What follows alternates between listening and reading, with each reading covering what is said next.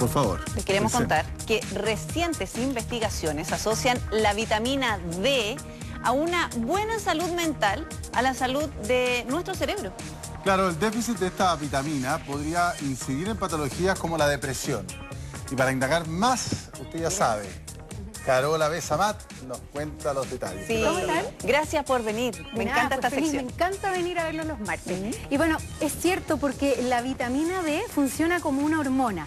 Ese es su funcionamiento, tiene múltiples funciones para el organismo, protege el sistema inmune, por eso su déficit también se asocia al desarrollo de alergias y enfermedades autoinmunes. Se considera también un protector neuronal, así de importante, su déficit podría ser una de las causas de la depresión en una persona. En Chile, niños, adultos y adultos mayores tienen un déficit según estudios realizados. Investigadores de la Universidad de Queensland, esto es en Australia, notaron que al eliminar la vitamina D en un grupo de ratones que estaban, ¿no es cierto?, observando ratones adultos, estos tuvieron problemas para recordar y aprender. Explican que se pierde la fuerza, la conexión de las neuronas. Quiero que escuchen al capo de la vitamina D, el investigador Arturo Bortsutsky, que es del Instituto Milenio. Pongan atención. A nivel neurológico, el cerebro tiene receptores de vitamina D y la vitamina D tiene funciones biológicas en el cerebro. Hay estudios, por ejemplo, que han correlacionado niveles bajos de vitamina D al nacer con un mayor riesgo de esquizofrenia y de otras enfermedades psiquiátricas. Hay enfermedades autoinmunes, como por ejemplo la esclerosis múltiple, que es una enfermedad muy grave que afecta al cerebro, que también se ha vinculado con deficiencia de vitamina D, y es así como se ha visto que en los lugares más nórdicos de Europa y asimismo en el sur de Chile hay mayores tasas de esclerosis múltiple, lo que se podría asociar a deficiencia de vitamina D. Sin embargo, todavía estamos lejos de poder establecer una relación causal entre estos dos factores.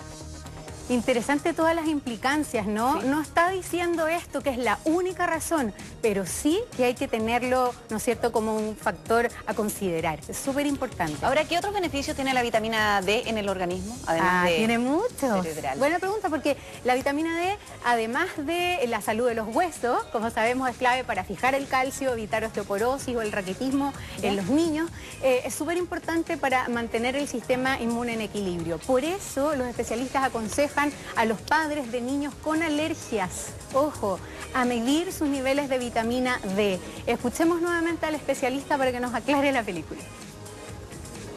Uno podría decir que modula el sistema inmune tanto para ayudarnos a protegernos de infecciones como para controlar sobre respuestas inmunes que son las que llevan eventualmente a alergias o a autoinmunidad. Y hay asociaciones que hemos descrito nosotros acá en Chile y estudios en el extranjero que han vinculado deficiencia de vitamina D con mayor tasa de alergias graves, con mayor tasa de enfermedades autoinmunes varias como la esclerosis múltiple, como la enfermedad inflamatoria intestinal y el lupus. Interesante la influencia de la vitamina D en una parte tan importante como es el sistema inmune. Frente a eso, ¿qué tipo de patologías podemos desarrollar? Por ejemplo, algunas autoinmunes. Absolutamente, está directamente relacionado. Diabetes tipo 1, ¿no es cierto? Las personas que son insulino resistentes, diabetes juvenil. Incluso se habla de la resistencia a la insulina. Además, problemas al corazón.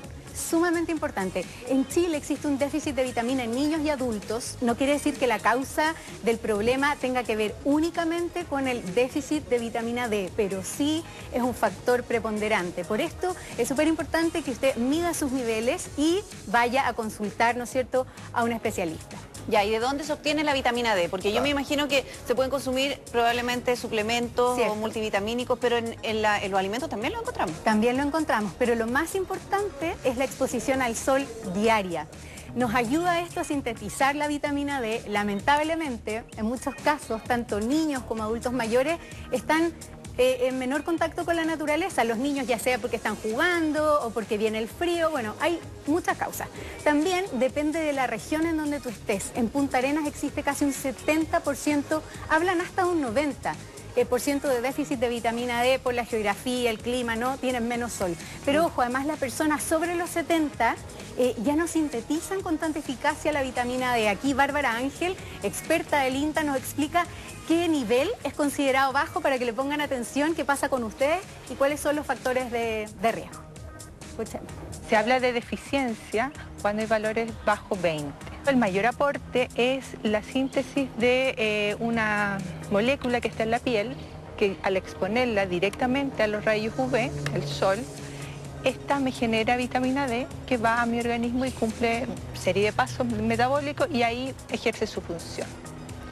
¿Qué pasa, por ejemplo, en el envejecimiento? Nosotros hemos visto que las personas entre 60 y 70 años tienen una producción relativamente normal de esta hormona si yo me pongo al sol. Pero después de los 70 años esta producción disminuye. Por lo tanto, las personas mayores son un grupo de riesgo para tener déficit de vitamina D. La obesidad también es un factor de riesgo. ¿Por qué? Porque como la vitamina D es una vitamina liposoluble, se atrae y se captura en el tejido adiposo y este tejido en el fondo no la devuelve, por lo tanto no actúa.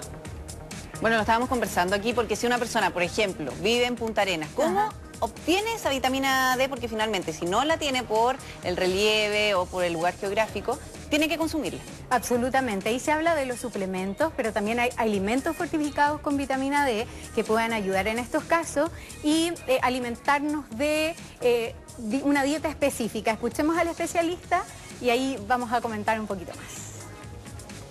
El aporte de la dieta, que viene siendo alimentos grasos como los pescados, que nosotros lamentablemente no consumimos mucho, tiene un aporte de vitamina D, algunas setas, pero ese aporte es bien reducido, es como más o menos un 10%. Los huevos aportan, pero muy poquito.